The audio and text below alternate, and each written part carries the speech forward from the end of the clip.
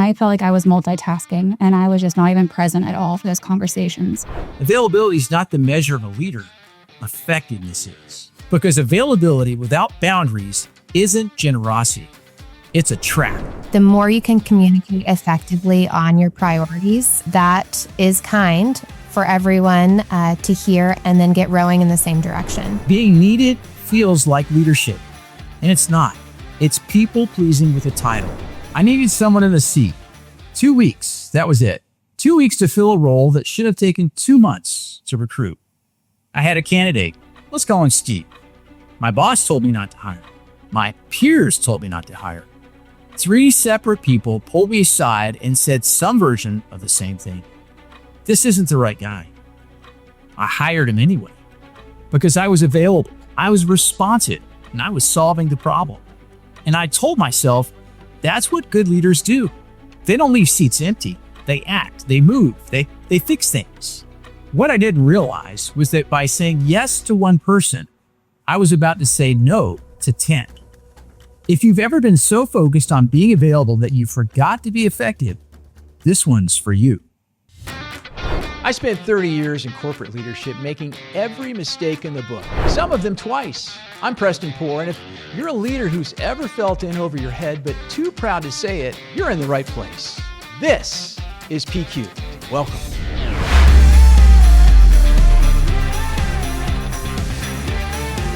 This is where Arc 2 begins. So let me set the frame. Arc 1 was about identity.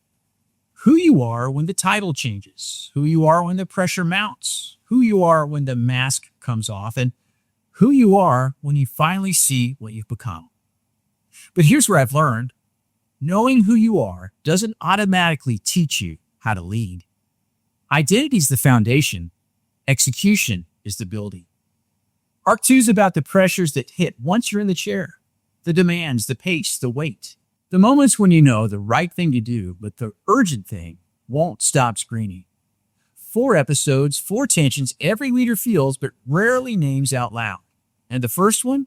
Well, it's the one that got me the most in trouble than any of the others. Episode 5, Always On, Availability versus Effectiveness. Every leader has heard some version of this. Be accessible, have an open door, be responsive, show your team that you're there for them. And that's not wrong until it is. Because availability without boundaries isn't generosity. It's a trap. You spend your day answering everyone else's urgent and never get to your own importance. You confuse being busy with being useful. You confuse being needed with being effective. Availability asks, who needs me right now? Effectiveness asks, where do I create the most value? And those 2 questions will take you to very different places on your calendar. And here's the hardest part of this tension. The wrong choice feels like the right one. Saying yes to everything feels like leadership. It's not. It's people-pleasing with a title. Looking back on how I handled the demands of leadership, I exercised some poor judgment. Early in my career, I told my team I wanted my calendar full. I thought a packed calendar meant that I was important. Well, they delivered, wall to wall, every day. And then they needed me for something, and I had to say, I don't have time for my own team. I asked for a full calendar, and I got one. Congratulations, me. I was in every meeting, on every call, CC'd on every email. I was the most available leader in the building, and the least available to the people who actually reported to me. My team had better access to me through Outlook than in person. They literally had to schedule time with a guy who sat 30 feet away. The squeaky wheels got my time. The fires got my attention. The loudest problems got my best energy. My top performers, they were quiet. They were handling it, so I left them alone. Turns out, no news is good news is a terrible leadership strategy. You heard how it started. Now here's the whole thing. What I had was an opening. One role to work with an influential baller. The seat had been empty too long and the clock was ticking. So I gave myself a window, 2 weeks to fill it. And I had a candidate. I told you in calling Steve. My boss said, don't hire this person. Colleagues who had worked with him said he wasn't the right fit. 3 separate people pulled me aside. I heard every one of them, and I hired Steve anyway. Because the seat was empty, and the pressure, it was real. But here's what one bad yes cost me. Within weeks, Steve needed constant oversight, coaching, correction, conflict management, and 80% of my time went to one person.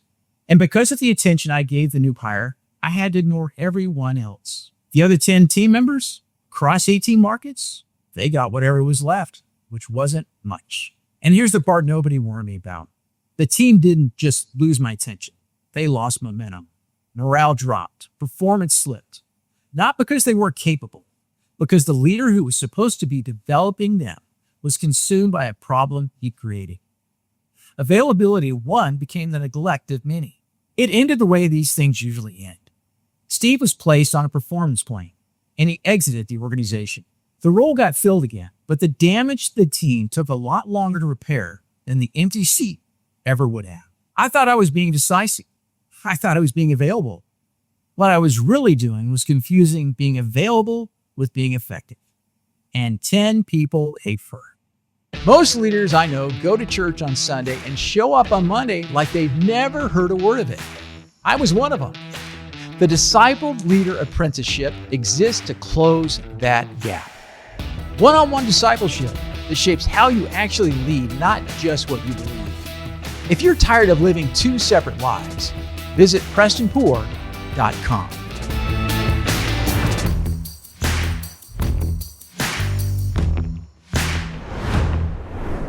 Hey, I've got 2 of my favorite and most important women in my life on, and I want to share an interview with you that we're going to do here in a moment, but I want to give them a chance to introduce themselves. So I'm going to start first with Caroline. How about introducing yourselves to P-Cubed?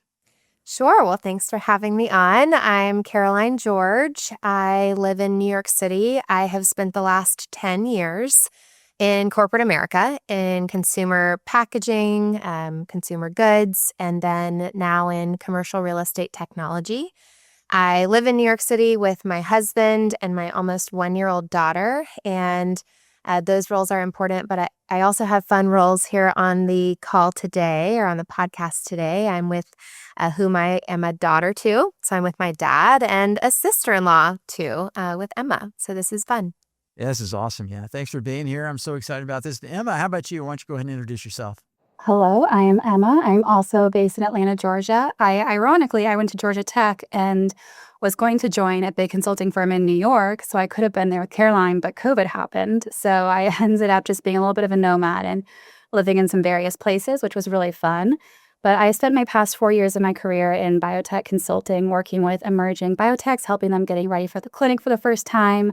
I manage multiple accounts now at this point, and it's been really fulfilling work that I enjoy. And I'm very excited to be here today. Yeah, it's so great to have you both. And so let's just dive into the interview real quick here. And Emma, I think I'm going to start with you. And so the question, we're talking again about availability versus effectiveness and getting your perspective on that. And when folks come into new roles, sometimes they're asked to do a lot of things sometimes. And you have to kind of figure out your way about what you can say yes to and no to and all of that. But tell me about a season when you were available to everyone, but effective for almost no one. What did that look like for you on the inside? This was actually something I recently experienced for the first time. It was like this past fall, I was managing 2 very large accounts, which was very exciting. And there's a lot of exciting momentum happening, and I had new responsibilities, new team members to manage. But I quickly realized my calendar was completely packed. And I would have one-on-ones with direct reports, and I felt like I was multitasking, and I was just not even present at all for those conversations, which started to make me realize, what does that mean for that person? How am I supposed to grow a team and start to delegate different activities and expand my own bandwidth and the opportunity for my teams if I'm unable to even invest in passing that on? And I'm constantly thinking about what's next or what's the fire that I'm dealing with right now.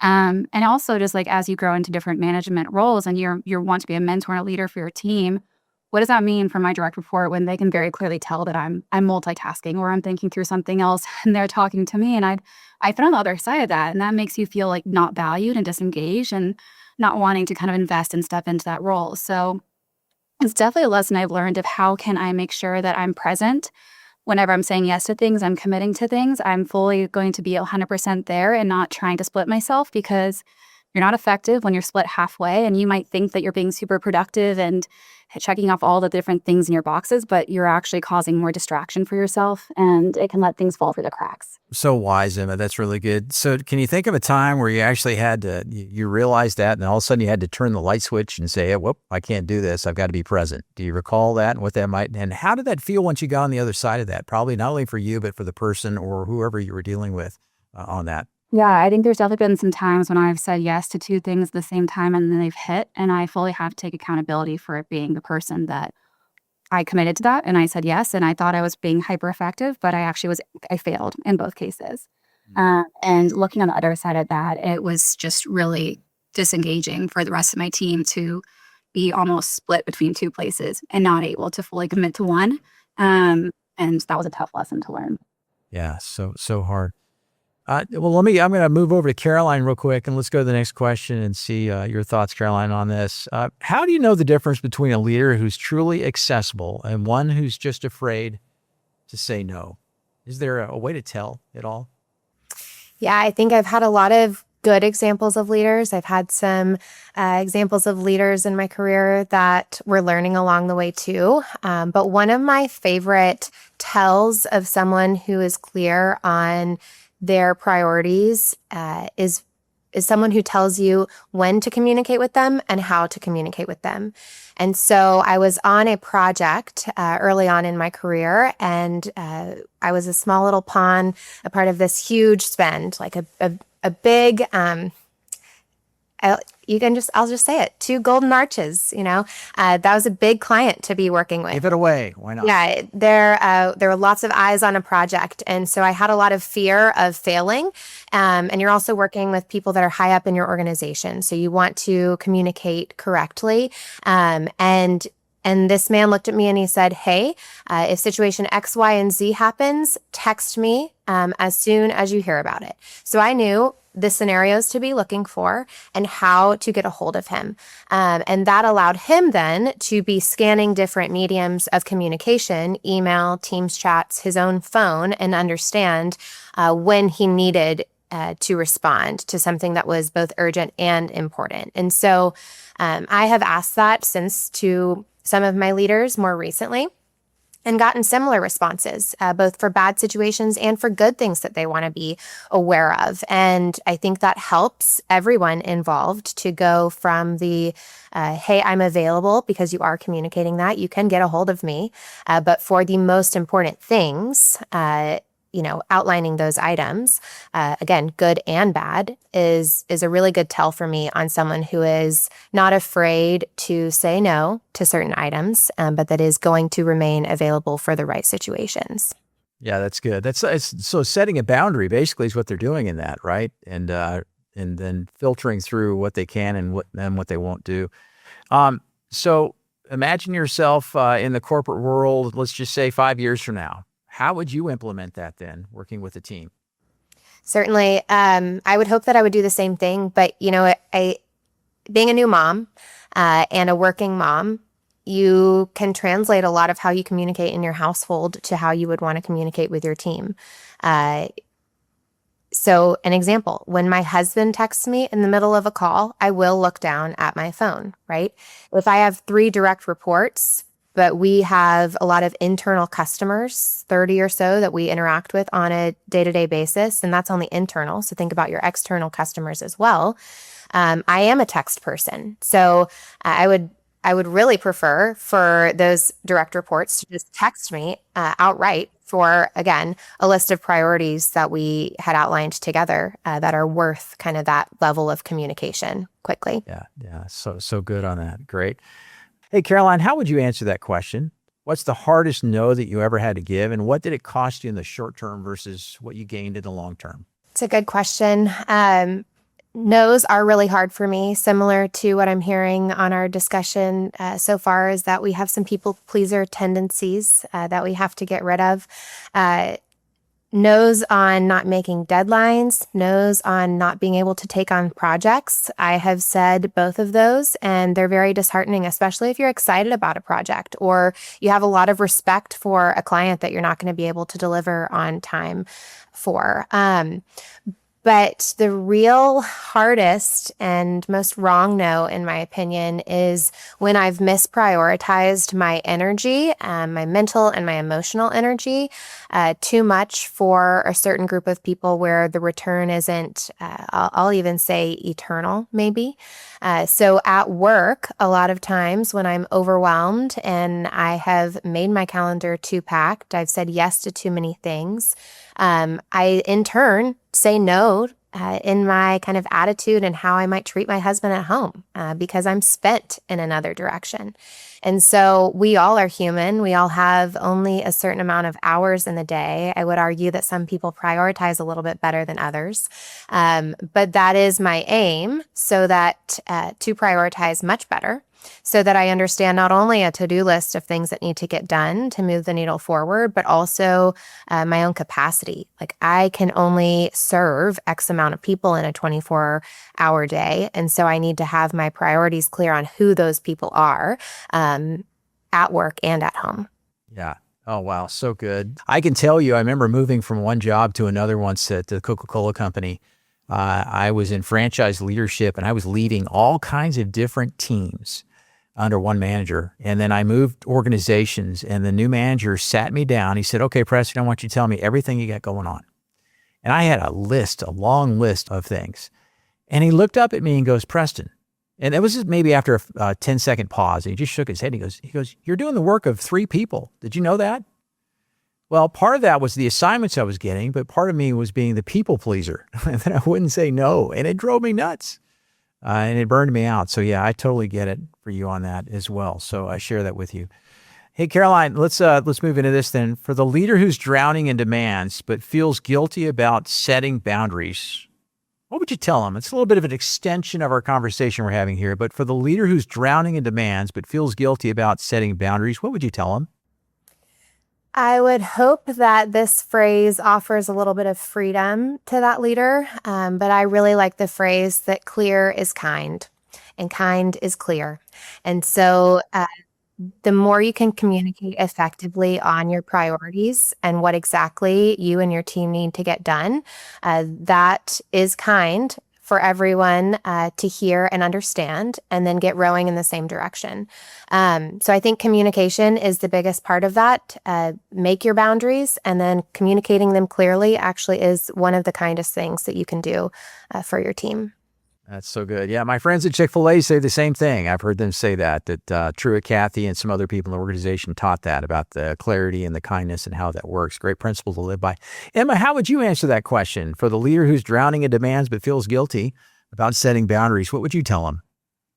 I would say that I think actually setting boundaries creates more clarity for your team, to Caroline's point. I think that if you set those boundaries and those expectations with the rest of your team, it honestly creates more of an expectation for what you understand. And I definitely am leaning in heavier with some of my direct reports that I'm now managing and mentoring, like asking them, like, what is going on in your personal life? And how can we make sure that I'm aware of, like, you can say no to this? Like, if you are drowning in other expectations, tell me no, that you can't handle this additional ask, because I don't want to be the thing that sets you over the edge. And trying to exemplify that going upwards as well, because I think taking on too much and being an absent leader is honestly a bit of a neglectful leader, because you're almost taking on too much and then your team's depending on you. And it definitely is a bit, I think, coming from the other side, a disheartening feeling if you have a leader that you feel like is not fully invested in you or your team. So I think by, again, taking on too much, you can actually do more harm than what you think might be good. And I think that as a society, we're just so fixated on being busy, and we almost like compete about how busy our calendars are and how many meetings we have. And it's almost like you feel productive by having so much on your plate. But I think at the same time, doing less is actually far more beneficial for your growth and your team. And it's okay to have pockets in your calendar, because how else are you going to get things done? It's going to fall through the cracks. Oh, yeah. I think thank you. That's close to a perfect wrap, because that's how I opened the podcast, is talking about what you just mentioned there. So on it. And that's the idea of availability versus effectiveness is just one that we all deal with. We got to figure out how to do it well, and figure out where we add value, not what I'm busy doing and appearing and all that. Both of you, just thank you for your insights. It's just fun as a dad and a father-in-law to sit and back and just watch you two blossom in your careers and what you're doing. And these are valuable lessons, and I'm thankful that you're learning them now, because I didn't learn them until I was 50 plus. So it's a good thing. So take that as a good thing for both of you. And I really appreciate both of you being on P-Cube today and talking about this idea of availability versus effectiveness. It's a joy. Thanks for having us. Thank you. Caroline, Emma, thank you both. Here's what keeps coming back to me as I listen to you. The leaders who stop being effective aren't the ones who care too little. They're the ones who try to be available to everyone. And there's a story in Scripture about exactly that. There's a moment in Luke chapter 10 I keep coming back to. Jesus shows up at the home of two sisters, Martha and Mary. Martha was a leader. Let's give her that. She saw what needed to be done. She organized, she served, she moved. And when Jesus arrived, she did exactly what a responsible leader does. She went to work. Dinner to prepare, guests to host, details to manage. She was available. She was responsive. She was doing everything. And her sister Mary, well, she was sitting at Jesus' feet, doing nothing. At least that's what Martha thought. So Martha goes to Jesus and says, essentially, tell her to help me. I'm doing all the work. And Jesus says something that stops every overextended leader in their tracks. Martha, Martha, you're worried and upset about many things, but few things are needed, or indeed only one. Mary has chosen what is better, and it will not be taken away from her. Martha wasn't wrong for her serving. She was wrong for believing that being busy was the same as being present. And that's the trap. You can be available to every demand and miss the one thing that actually matters. Mary wasn't lazy. She was focused. She chose the better part because she understood that being available to every demand is not the same as being present for the one that matters.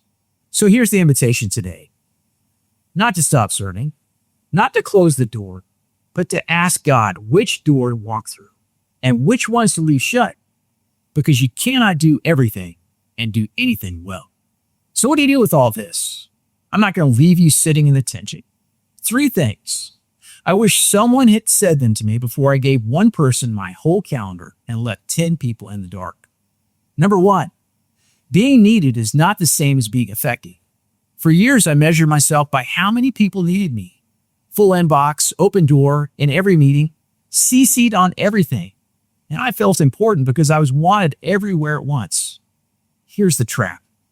Being needed feels like leadership, and it's not. It's people pleasing with a title. The question I was asking was, who needs me right now? The question I should have been asking was, where do I actually make the difference? Those 2 questions live on completely separate calendars. Availability is not the measure of a leader. Effectiveness is. And the 2 will rarely send you to the same place. Number 2, the loudest voice is rarely the most important one. The squeaky wheels got my time. The fires got my attention. The loudest problem in the building got my best energy every single day. And my best people? They were quiet. They were handling it. They were carrying the territory without making a sound. So I left them alone. I told myself no news was good news, and no news is not good news. No news usually means you stop paying attention. I gave my best to my loudest, and my best people got my leftovers. And that's exactly backwards. The people running hard for you earned your investment, not your scraps. If the only people getting your time are the ones making noise, you're not leading the team. You're just answering the loudest one in the room. And number 3, one wrong, yes, can cost you 10 rights. You heard the story. I needed someone in a seat in 2 weeks. My boss told me not to hire him. My peers told me not to hire him. 3 separate people pulled me aside and said the same thing. But I hired Steve anyway, because the seat was empty and I wanted to look decisive. That one yes turned into 80% of my time. Coaching, correcting, cleaning up. And while I poured everything into that one person I never should have said yes to, 10 people across 18 markets got what was left over. And that wasn't much. Here's what nobody tells you about a bad yes. You don't feel the cost when you say it. You feel it for the months afterwards and the people who quietly paid for it. I thought I was saying yes to one person. I was saying no to 10 without realizing it. So before you fill the seat, you answer the call, you take the meeting, you solve the fire, ask yourself the only question that matters. Not can I, but who pays for it if I do? Availability isn't the measure of a great leader. Effectiveness is. And sometimes the most effective thing that you can do is close the door, open your Bible, and ask God which fire actually needs your attention. So you started saying no to the wrong things. You started guarding your time. You're being intentional about where you show up. But here's what happens next. You fill the calendar with all the right stuff. You're doing more. You're working harder. You're checking boxes. And at the end of the day, you're exhausted. But you can't point to a single thing that moved. That's the next tension.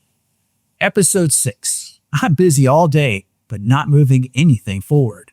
Activity versus progress. See you there.